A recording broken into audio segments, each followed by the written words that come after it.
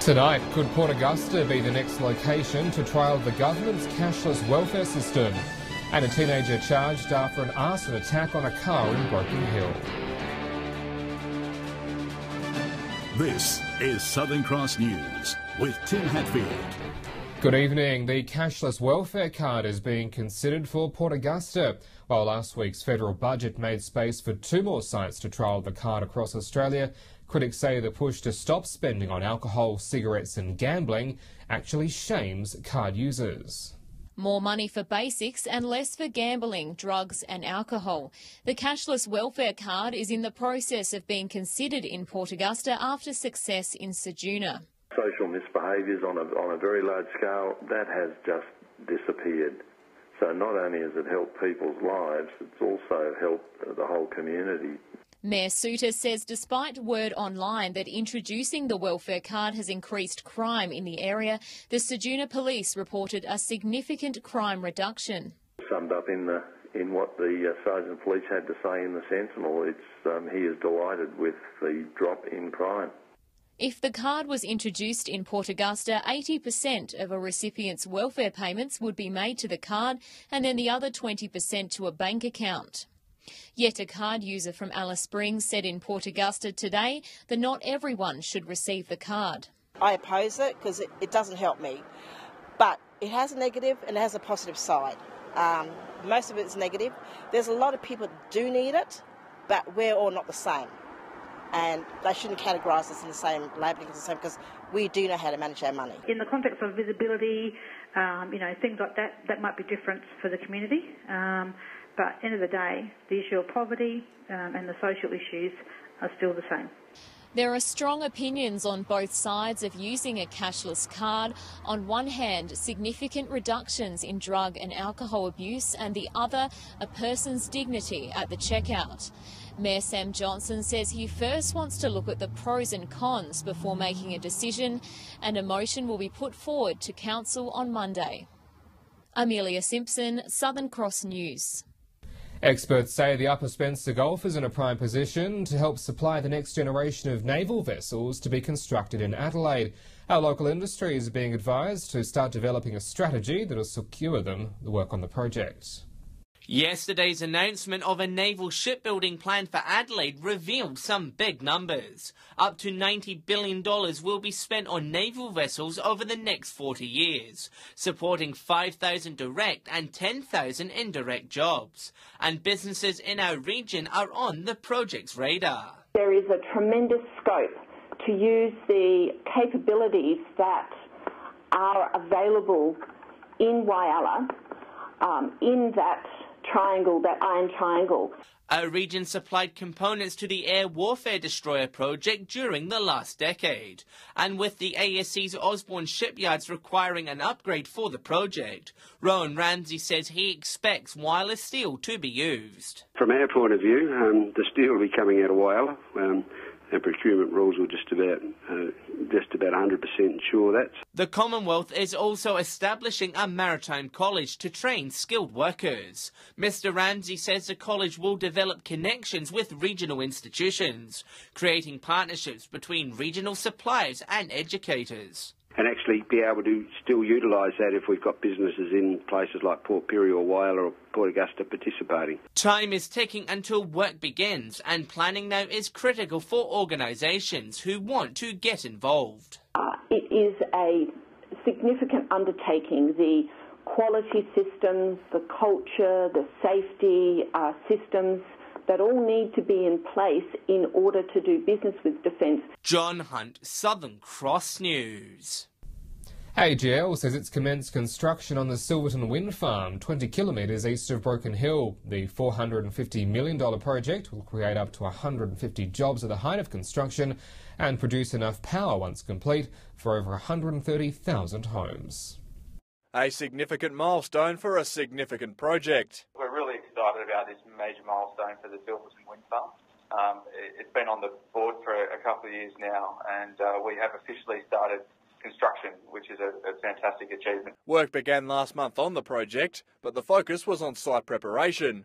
Now it's shovels in the ground. We've effectively got approval from the Department of Planning and Environment, which allows us to go and start the construction. So dig the holes for the foundation, build the roads, and put towers up and deliver the Silverton wind farm. It'll be the largest wind farm in New South Wales when completed, with 58 turbines generating 180 gigawatt hours annually. That's enough to power 137,000 average Australian homes.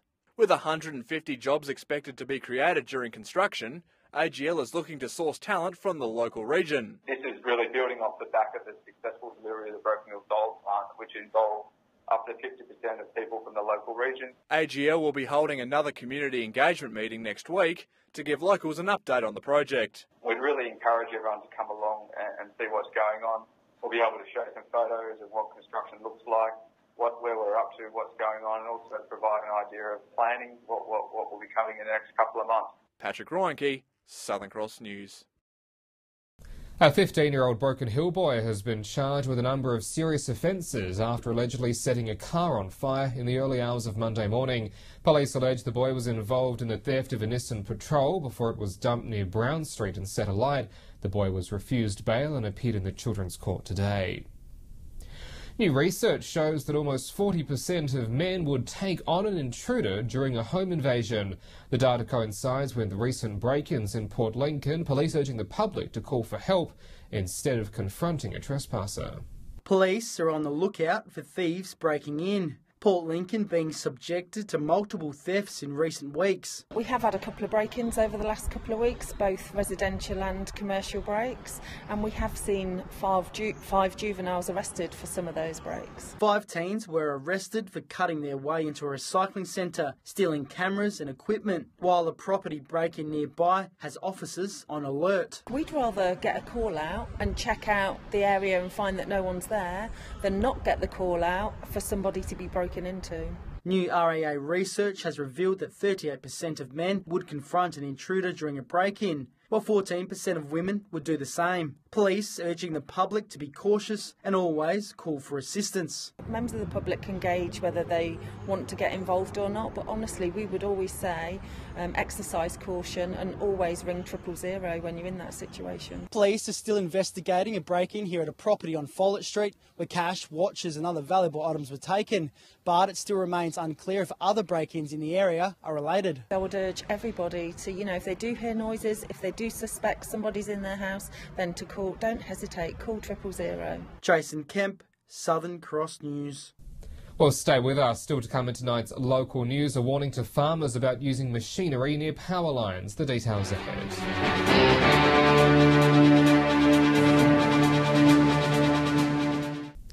Welcome back. Farmers are being warned about the deadly risks that are associated with power lines. The caution comes after several incidents were reported of farmers pulling down power lines with their farm machinery. Farmers have been very busy at work preparing for what hopefully is another bumper crop season. I think the challenge at the moment is farmers are out there in force to get ready for these rains which may be coming and to prepare their ground for sowing. Over the past few weeks, SA Power Networks have had several call-outs to accidents occurring on farms. In the last week we've had 7 separate machinery and vehicle incidents involving farm machinery bringing down power lines in properties on rural areas across South Australia. Fallen power lines can be very dangerous, and Mr Roberts is urging anyone who comes into trouble with the lines to call the power network immediately and not to leave the vehicle involved. If they do need to evacuate the vehicle, they need to do it very carefully, jump clear of the vehicle, ensuring they're not touching the vehicle on the ground at the same time, and to walk very calmly away using very small steps. Safety isn't the only issue. Loss of power can also be very inconvenient. Significant job to reconnect power, and what that means is you'll have customers supplied by that line will be without power, possibly for several hours, and in some cases longer, depending on the amount of damage. Mr Roberts also said farmers need to be aware of the power line voltages and the safe distance for working near those lines. The key thing is for farmers to actually ensure that everyone working on their property is aware of the location of power lines. Keziah Sullivan, Southern Cross News. There have been reports of a syphilis outbreak in northern South Australia, with some cases in the Port Augusta region. Cases of the outbreak have occurred in the APY lands over in Ceduna and up in Coober Pedy, with 11 in total since November of last year. The disease is highly infectious during the first 2 years of infection, and 4 cases have already been diagnosed in pregnant women. The Communicable Disease Control Branch says it's closely monitoring the cases across the region. The Broken Hill community is being invited to consultation sessions to have their say about the city's health service redevelopment. The health service is about to undergo a $30 million renovation. The Far West Health District is hoping the local community takes advantage of this unique opportunity. We want community to give us their ideas around how the public areas of the centres will look and the new hospital areas. Public areas include waiting rooms and child's play areas. Ms Cruikshank says locals can give ideas about artwork, signage, gardens and even some of the furniture. We really want to have a really welcoming vibe and make sure that people feel comfortable when they come and access our services. In February, the city's new community health centre was unveiled to the public. The centre will have a dentist facility, community health services as well as new offices. Also part of the $30 million redevelopment is the refurbishment of the hospital's ambulatory care wing and the demolition of the existing administration building. What will be changing in the hospital area is the waiting areas, so where people move, we're actually moving the cancer care services as well, because at the moment they're in a little sort of box type room. So we want to make that a nicer space, and then that's allowing us to redevelop around the outpatient area and the waiting areas for the hospital. The consultation sessions will be held on June 6 and 7. Construction will commence later in the year. Patrick Reinke, Southern Cross News. Crystal Brook officially opened a brand new medical practice in their main street today. Lending a hand on the construction of the project was a number of local young people looking to break into the workforce.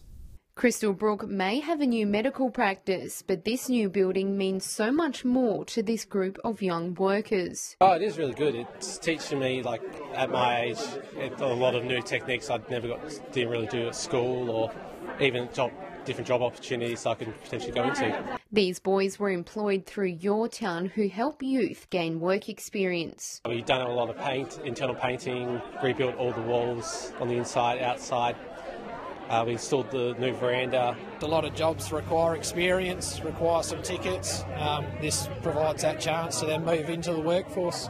Dr. Richard McKinnon is part owner of the practice and was equally happy to have the young people on board. We thought if we can support the local people and the local youth to gain skills, it was an added bonus. And in addition, the people that would be managing it actually live in Crystal Brook as well. Medical specialists will visit the town and work out of the practice. So far, it's been a hit with surrounding businesses. And what we found, even within the first 2 weeks that we've been operating, the bakery and the IGA and so forth have all reported increased customers. In Crystal Brook, Keziah Sullivan, Southern Cross News. Well, stay with us when we return after the break. Do you know a rising star calls for nominations for this year's Fame Awards in Port Lincoln? The details ahead.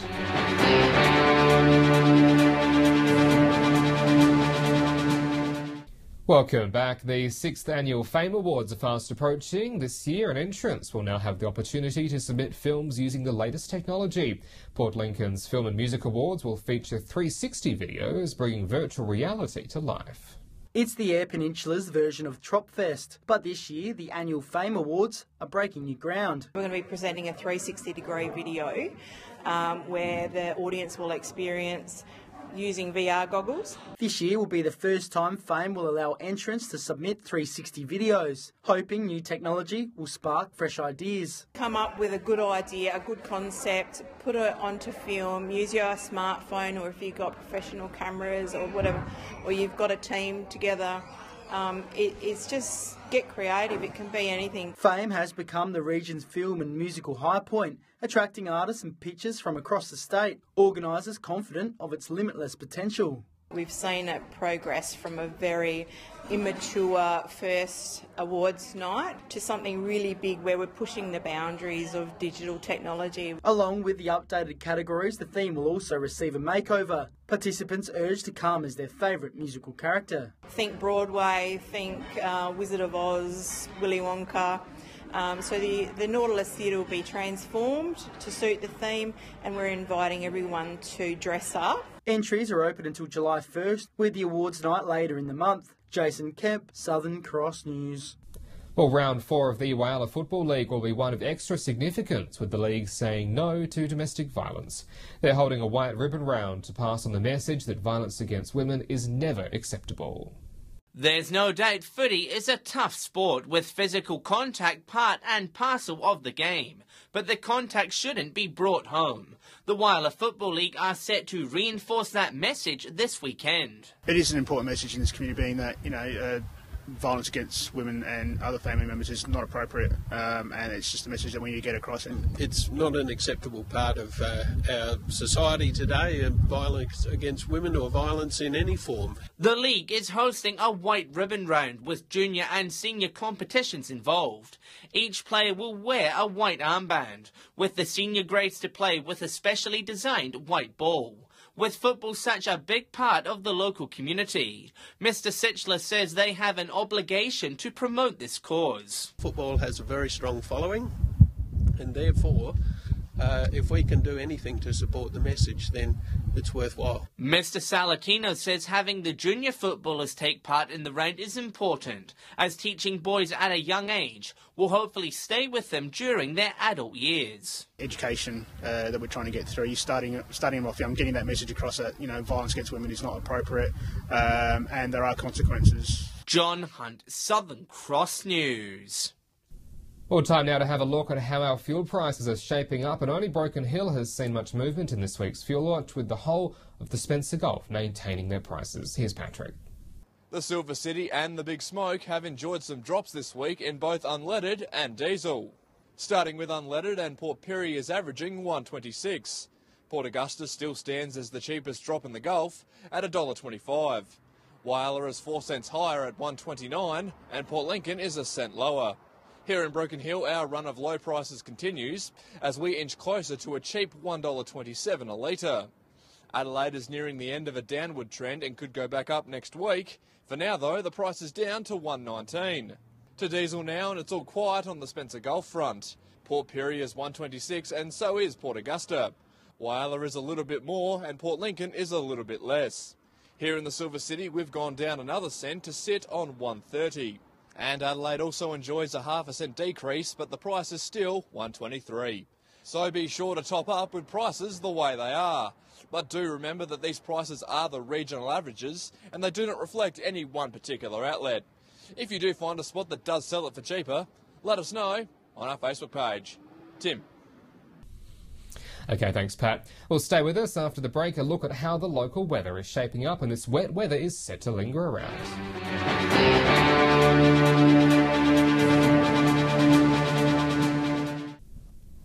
Welcome back. Well, this passing wet weather today is set to linger around for a couple more days on and off, though some parts will see some fine patches heading into the weekend. 22 the top with passing storms in Port Augusta today, and 21 for Whyalla and Port Pirie, much the same. Port Lincoln also 21. Broken Hill with some rain and 22. On the national satellite, that cloud cover moving easterly is still generating plenty of showers ahead of a low pushing in from the bight. Out on the waters, the winds to 15 knots to the east, the seas to a metre in southerly, sunrise at 7:05 tomorrow morning. So we could see some storms rolling across into tomorrow. 21 the top in Port Augusta and Port Lincoln, the same in Port Pirie. Whyalla also with possible storms in 20. Rain for Broken Hill, a top of 18. And then looking ahead, a wet end to the week with showers in 21 in Port Lincoln, the same for Saturday. Cleve with 20 on Friday as those showers clear off. Woodnor fine though, 20 then 22. Whyalla with showers and a top of 19 for Friday, then 21 for Saturday and fine. Port Augusta much the same, 20 to wrap up the week, 19 then 20 in Kadina and becoming fine. Port Pirie will also see the chance of a storm on Friday, 19 the top ahead of a fine Saturday, 17 ahead for Clare. Broken Hill showers and 19 on Friday, then a sunny 20 degrees expected on Saturday. And that is the midweek edition of Southern Cross News. Don't forget, as always, you can stay up to date with us on Facebook and on Twitter. You can also get in touch via email. And if you've missed past bulletins, you can catch up on our YouTube channel. We'll see you back here tomorrow night from 6:30 though. I'm Tim Hatfield from the team here at Southern Cross. Have a good evening. Good night.